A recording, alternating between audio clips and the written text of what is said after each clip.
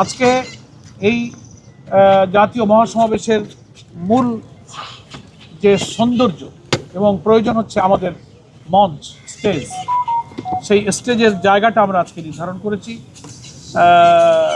100 feet by 36 fit পরিমাপের একটা বিশাল মঞ্চ, অত্যাধুনিক এবং যাবতীয় সুব্যবস্থা সহকারে। সামনে পিছে এলইডি, বক্তার যে লেকচার স্ট্যান্ডের আলাদা সেপারেট অ্যারেঞ্জমেন্ট, আশেপাশে মেহমানদের জন্য অন্যান্য সুবিধা সহ সব ব্যবস্থা ইনশাআল্লাহ এখানে থাকবে।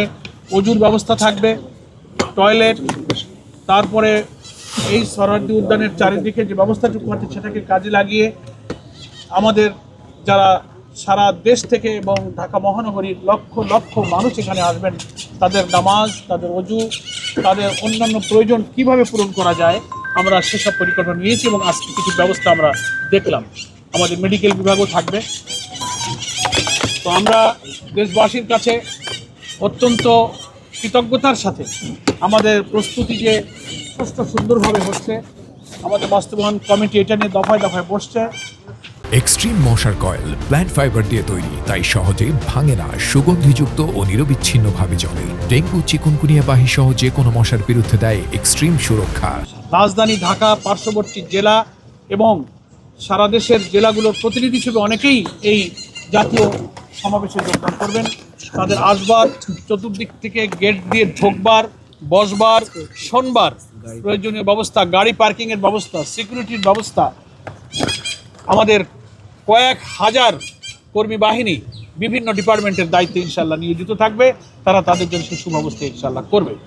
আমরা গণমাধ্যমে কর্মরত সাংবাদিক বন্ধুদের প্রতি কৃতজ্ঞতা জানাই। আমাদের এই 19শে জুলাইয়ের জাতীয় সমাবেশের প্রস্তুতির শুরু থেকেই দেশের জাতীয় গণমাধ্যমগুলো, ইলেকট্রনিক এবং প্রিন্ট সব মিডিয়াতে তারা সাধ্যমতো এর প্রচারণা শুরু করেছেন। আমরা দেশবাসীকে চারিদিক থেকে 19শে জুলাই ঢাকা চলো এই আওয়াজ তুলে এই জাতীয় মহাসমাবেশ সফল করার জন্য, রাজধানীর ঐতিহাসিক সোহরাওয়ার্দী উদ্যানে সমবেত হওয়ার জন্য আজকে এই সোহরাওয়ার্দী উদ্যান থেকেই আমি দেশবাসীর কাছে উদাত্ত আহ্বান জানাচ্ছি আমাদের গণমাধ্যমের মাধ্যমে।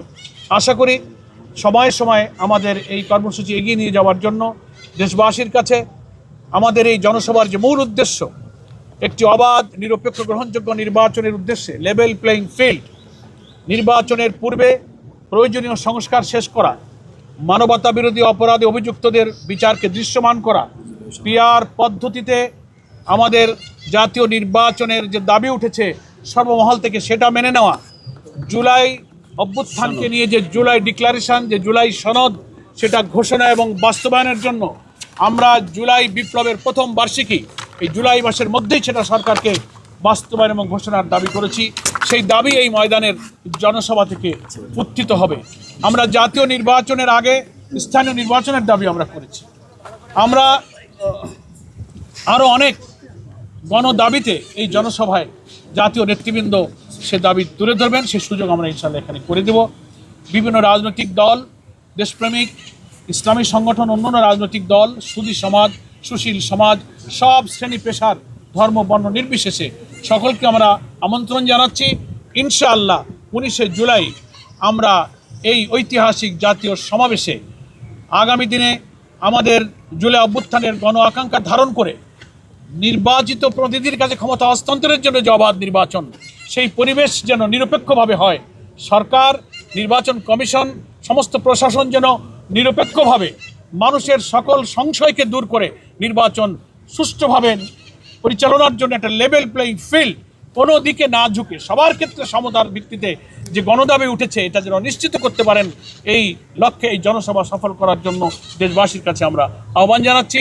সরকারকেও এই জনসভা সফল করার জন্য তাদেরও প্রশাসনের সমস্ত বিভাগের, সরকারের সমস্ত পর্যায়ের যারা কর্তৃপক্ষ আছেন, পূর্ত মন্ত্রণালয়ে আছেন, স্বরাষ্ট্র মন্ত্রণালয়ে আছেন, বিভিন্ন মন্ত্রণালয়ের সাথে রিলেটেড যে সমস্ত কাজ, এই সোহরাওয়ার্দী উদ্যানের জনসভা বাস্তবায়নে আমাদের সহযোগিতা প্রয়োজন।